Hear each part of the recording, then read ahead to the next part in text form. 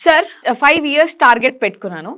5 ఇయర్స్‌లో నేనిప్పుడు ఏది ఇన్వెస్ట్ చేసినా గానీ, ఒక మంచి రిటర్న్స్ రావాలి అనంటే, నేను ఎలా ఇన్వెస్ట్ చేయాలి? ఎప్పుడు ఇన్వెస్ట్ చేయాలి? ఎంత ఇన్వెస్ట్ చేయాలి? వెరీ గుడ్ అండి. మీరు ముందుగా 5 ఇయర్స్ అని చెప్పారు కాబట్టి కాస్త రిలాక్సేషన్‌గా ఉంది ఆన్సర్ చేయడానికి. ఎందుకంటే అదే మీరు 5 మంత్స్‌లో గాని అలా చెప్పింటే మాత్రం ఆ! దానికి ఎలాంటి సొల్యూషన్ అనేది పెద్దగా ఉండేది. ఇవ్వలేకపోతాం. ఎందుకనంటే వెరీ షార్ట్ టర్మ్‌లో హై రిటర్న్స్ అనేటివి ఎప్పుడు రావు. హ్మ్. ఎప్పుడైనా హై రిటర్న్స్ అనేది లాంగ్ టర్మ్‌లో వస్తాయి. ఒక ప్రాసెస్‌తోనొస్తాయి. సో, జనరల్‌గా నెక్స్ట్ 5 ఇయర్స్ కోసం మీరు టార్గెట్ చేయాలనుకున్నప్పుడు ఫస్ట్ ఆఫ్ ఆల్ 5 ఇయర్ తర్వాత మనం ఎంటైర్ లంప్ సమ్ ఒకేసారి విత్‌డ్రా చేయాలనుకుంటున్నామా? లేదా 5 ఇయర్స్‌లో ఒక టార్గెట్ రీచ్ అయ్యి దాని తర్వాత మెల్లిమెల్లిగా గ్రో అవుదాం అనుకుంటున్నాం అనేది డిసైడ్ అవ్వాలి. అన్‌లైక్ ఇప్పటి వరకు మనకున్న ట్రెడిషనల్ ఇన్వెస్ట్‌మెంట్ ఆప్షన్స్‌లో ఏంటనంటే మీరు ఒక 5 సంవత్సరాలు వెయిట్ చేయండి. లేదా 10 ఇయర్స్ ఇన్వెస్ట్‌మెంట్ చేసి 2 ఇయర్స్ తర్వాత మీరు అమౌంట్ తీసుకోండి. ఇలా మనల్ని సంవత్సరాలలో బంధించారనమాట మెల్లిమెల్లిగా. నిజానికి అలా ఎందుకు బంధించారో అర్థం కాదు. ఎందుకంటే ఇప్పుడు ఈరోజు మీ అవసరాలు వేరు 5 ఇయర్స్ తర్వాత. నా అవసరాలు వేరు. నాకసలు అవసరమే లేదు 5 ఇయర్స్ తర్వాత. హ్మ్. నేను మీరు కలిపి ఒకే పాలసీ కట్టామనుకోండి. దేర్ ఈస్ నో లాజిక్ గదా! హ్మ్. అసలు నాకు 10 ఇయర్స్ గోల్ ఉంది. నేను 5 ఇయర్స్‌లో డబ్బుని తీసుకొని ఏం చేసుకోవాలి? హ్మ్. మీకు 5 ఇయర్స్‌లోనే ఉంది. మీరు 10 ఇయర్స్ దాకా ఎందుకు వెయిట్ చేయాలి? అంతే. అంటే ఇప్పటిదాకా ఉన్నవన్నీ కూడా ఇన్‌కన్వీనియన్స్‌లో ఉన్న ఆప్షన్స్ అన్నమాట. హ్మ్. సో, ప్రెజెంట్ ఈ ఈక్విటీ మార్కెట్‌లో ఉన్న బ్యూటీ అనేది 2 ఉంటాయండి. బాగా హ్మ్. Important and very easy to understand. ఇదేంటనంటే ఒకటి లిక్విడిటీ. హుహు. అంటే ఎనీ టైమ్ మీరు దాన్ని విత్‌డ్రా చేసుకోవచ్చు. హ్మ్. మ్యూచువల్ ఫండ్స్‌లో ఇన్వెస్ట్‌మెంట్ చేస్తే. రెండోది మీరు 5 ఇయర్సా, 10 ఇయర్స్ అని కాదు. మీ చాయిస్ ప్రకారం ఇన్వెస్ట్‌మెంట్ అనేది చేయొచ్చు. ఇప్పుడు టాపిక్ ఆఫ్ 5 ఇయర్స్ హొరిజన్‌కి మనం ఎలాంటి ఫండ్స్‌ని మనం తీసుకోవాలి, ఎలాంటి ఇన్వెస్ట్‌మెంట్ ఆప్షన్స్‌ని తీసుకోవాలి అని చూస్తున్నట్టయితే హ్మ్. More than 5 years is always better for any equity funds. హ్మ్. కాకపోతే స్మాల్ క్యాప్ తప్ప మిగిలిన అన్ని ఫండ్స్ కేటగిరీస్‌లో మనం వెళ్ళొచ్చు. హ్మ్. 5 ఇయర్స్ ఉంది అనుకుంటే మనం లార్జ్ క్యాప్, ఫ్లెక్సీ క్యాప్ సంబంధించిన ఆ ఫండ్స్‌ని కొంచెం హెవీ వెయిటేజ్ లాగా తీసుకోవచ్చు. హైబ్రిడ్ బ్యాలెన్స్ అడ్వాంటేజ్ ఫండ్స్ లాంటి వాటికి వెళ్ళాల్సిన అవసరం అనేది ఉండదు 5 హ్మ్. ఇయర్స్ హొరిజన్‌లో. And what kind of risk మీరు తీసుకుంటారనే దాన్ని బట్టి కూడా అంటే ఫర్ ఓకే. ఎగ్జాంపుల్ మీరు ఒక 10,00,000 ఈరోజు ఇన్వెస్ట్‌మెంట్ చేస్తారు. Your hmm. Goal is to 5 years down the hmm. Line hmm. Around 20,00,000 మీరు ఎక్స్‌పెక్ట్ చేస్తున్నారంటే then you are aggressive investor. అగ్రెసివ్‌గా మీరు 16% రిటర్న్ ఎక్స్‌పెక్ట్ చేస్తున్నారనుకుంటే అక్కడ ఎంత డ్రాప్ డౌన్ మీరు తట్టుకోగలుగుతారు. అంటే హ్మ్. 10,00,000లో 5% తగ్గితే ఓకేనా మీకు? లేదా 10% తగ్గితే మీరు ఓకేనా? అంటే మీరు బయటకెళ్ళకుండా ఉండగలుగుతారా? హ్మ్. అనే దాన్ని బట్టి మీ ఫండ్స్ అనేవి సెలెక్ట్ చేసుకోవాలి. లెట్స్ సే ఇప్పుడు నా దగ్గర కూడా 10,00,000 ఉన్నాయి. మీ దగ్గర కూడా 10,00,000 ఉన్నాయి. But I don't want my 10,00,000 to become 9,00,000 rupees. Okay. I don't want. Because 1,00,000 rupees నేను డ్రా డౌన్ నేను ఒప్పుకోలేను. ఆహా! But you are okay. For even that is 2,00,000 rupees down అయినా ఓకే. 8,00,000 అయినా okay. But at the year of fifth year ఎండింగ్‌లో కల్లా నాకు ఒక 20,00,000 rupees, 18,00,000 rupees kind of return అనేది కావాలని మీరు అనుకుంటున్నారు. హుహు. సో, ఇప్పుడు నేను తీసుకోవాల్సిన ఫండ్స్ ఏంటి? జనరల్‌గా నేను మొత్తం తీసుకెళ్ళి ఈక్విటీ మ్యూచువల్ ఫండ్‌లో పెట్టుకోకూడదు. హ్మ్.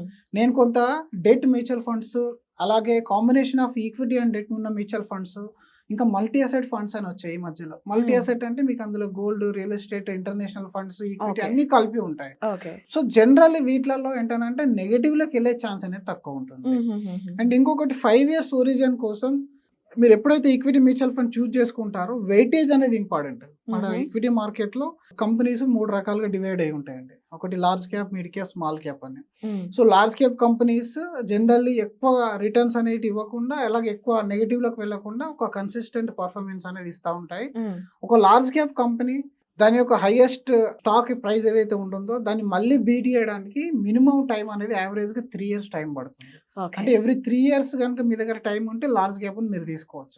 అలాగే మిడ్ క్యాప్ కంపెనీకి మినిమమ్ 5 ఇయర్స్, 6 ఇయర్స్ టైం పడుతుంది. హ్మ్. దాని యొక్క హై గ్రోత్‌ని మళ్ళీ టచ్ అవ్వడానికి.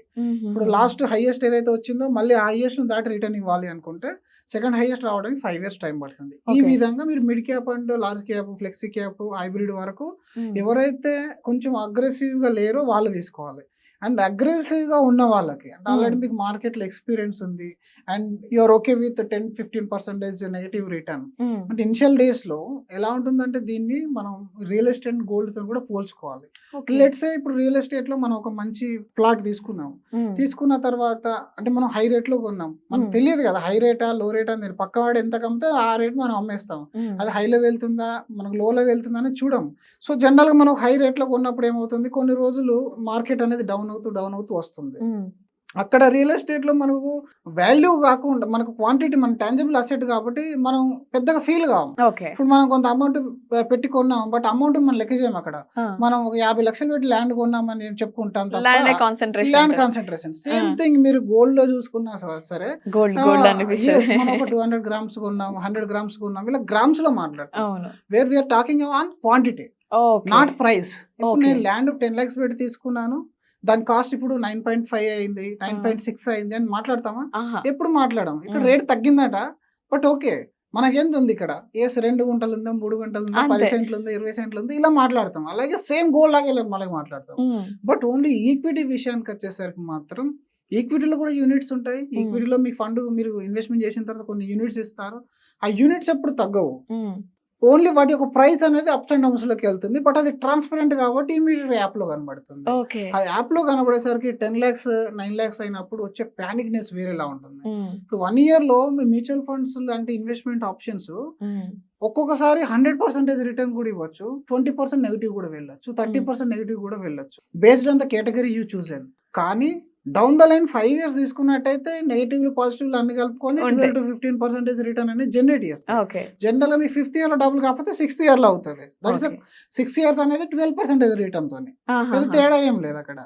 కాబట్టి ఈ మెంటాలిటీ మనకు అర్థం కావాలి. ఫస్ట్ ఆఫ్ ఆల్ ఈ స్టాక్ మార్కెట్ మనం పెట్టిన 10 లక్షలని ఎప్పుడు డబుల్ చేస్తుందని కాదు, ఉమ్.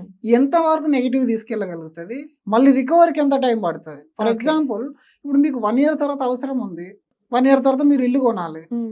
మీ దగ్గర 10 లక్షలు ఉన్నాయి, డౌన్ పేమెంట్ కోసం దాచారు, ఉమ్. సడన్లీ మీరు దాన్ని తీసుకొచ్చి పెట్టారు, దాని తర్వాత ట్రంప్ వార్ అనౌన్స్ చేసేసాడు, ఉమ్. ఏమవుతుంది? మార్కెట్ డౌన్ అవుతుంది, Loss పోర్ట్ఫోలియో కూడా డౌన్ అవుతుంది. లాస్ అయితే. సో మీరు అప్పటి వరకు చూసిన మార్కెట్ 5 years నుంచి కంటిన్యూస్ గా గ్రో అయింది. ఆ. నేను పెట్టిన తర్వాత ఎందుకు నెగిటివ్ వచ్చింది అంటే నేను తీసుకున్న రిటర్న్ వేరా, అవును. లేకపోతే నా జాతకంలో లోపమా, లేకపోతే ఫండ్ అడ్వైజర్ అవుతున్నారా, వాళ్ళు ఏదైనా ఈ రిటర్న్ తినేసారా Sure. అనే డౌట్ వస్తుంది. ఆ. జనరల్ గా 1 to 3 years కోసం పెట్టేటప్పుడు కంప్లీట్ గా debt funds, balance advantage funds ఉంటాయి, వాటిలో మాత్రం పెట్టుకోవాలి. మోర్ దెన్ 5 years ఉన్నప్పుడు ఈక్విటీ పోర్షన్ అనేది పెంచుకోవాలి. ఆ ఈక్విటీ పోర్షన్ కూడా 80%, 90%, 100% based on your risk capacity మీరు చూస్ చేసుకోవాలి. మిగిలింది మల్టీ అసెట్ కానీ లేదంటే డెట్ ఫండ్స్ లో కానీ యాడ్ చేసి పెట్టడం వల్ల మీ ప్రాపర్ ఎక్స్పెక్టేషన్ కి రీచ్ అయ్యే ఛాన్స్ అనేది ఉంటుంది. రెండోది మీరు ఆల్రెడీ అవేర్ అయి ఉంటారు, ఎస్ ఇందులో ఒక 1 lakh rupees నెగిటివ్ వెళ్తుంది, ఉమ్. 2 lakh rupees నెగిటివ్ వెళ్తుంది. వెళ్ళినప్పుడు మనం ఎలాంటి కాల్ తీసుకోకూడదు. బికాజ్ ఎందుకంటే లాస్ట్ 40-45 years హిస్టరీలో జరిగింది అదే. ఎన్నోసార్లు యుద్ధాలు జరిగినాయి, తర్వాత మనకు ఆర్థిక సంక్షోభాలు వచ్చినాయి, టెక్ బబుల్ బస్ట్, హర్షద్ మీద, ఈ ఇష్యూస్ అన్నిట్లలో కూడా మార్కెట్ ప్రతిదానికి రెస్పాండ్ అవుతుందండి. ఆ. దాని అర్థం ఏంటంటే మీ మనీ లాస్ అయినట్టు కాదు, మీరు ఏదైనా కాల్ తీసుకొని విత్డ్రా చేస్తే అది లాస్ అయినట్టు. కాబట్టి 5 years 10 years అనేది మీరు చూస్ చేసుకున్న తర్వాత ఇలాంటి రిస్క్ అపెటైట్ అనేది కూడా మీరు అనలైజ్ చేసుకోవాలి. ఉమ్. అలా చేసుకున్నప్పుడు నేను ఏ రిస్క్ అయినా తీసుకోగలుగుతాను, but I will be stay up to 5 years అనుకున్నప్పుడు మాత్రం ఈక్విటీ పోర్షన్ 80-90% వరకు తీసుకొని ఎనీ ఫండ్ మీరు తీసుకోవచ్చు. అట్లీస్ట్ మనం స్మాల్ క్యాప్ లాంటి మాత్రం కొంచెం అవాయిడ్ చేస్తే బాగుంటుంది. ఉమ్. ఎందుకంటే స్మాల్ క్యాప్ లో హెవీ కరెక్షన్ వస్తుంది, రిటర్న్ హెవీ ఉంటుంది, కరెక్షన్ కూడా హెవీ వస్తూ ఉంటుంది అనమాట. అలా కరెక్షన్ వచ్చి మనం తట్టుకోలేము ఒక్కొక్కసారి. Okay. Small cap more than 7 years తీసుకున్న వాళ్ళకి మాత్రం బాగా సెట్ అవుతుంది. ఓకే. సో ఈ విధంగా మీరు ప్లాన్ చేసుకొని వాళ్ళంటే ఇండిపెండెంట్ వాళ్ళకి రిస్క్ ఎపటైట్ని బట్టి అడ్వైజర్ తో డిస్కస్ చేసి కాల్ తీసుకోవాలి. 1 to 3 years కోసం డిఫరెంట్ గా తీయాలి, 5 years కోసం అయితే Different. డిఫరెంట్. ఈక్విటీలో పర్సెంటేజ్ అనేది చేంజ్ అవుతూ Oh, ఉంటుంది, 1% to 1%. Okay. Thank you so much sir. Thank you.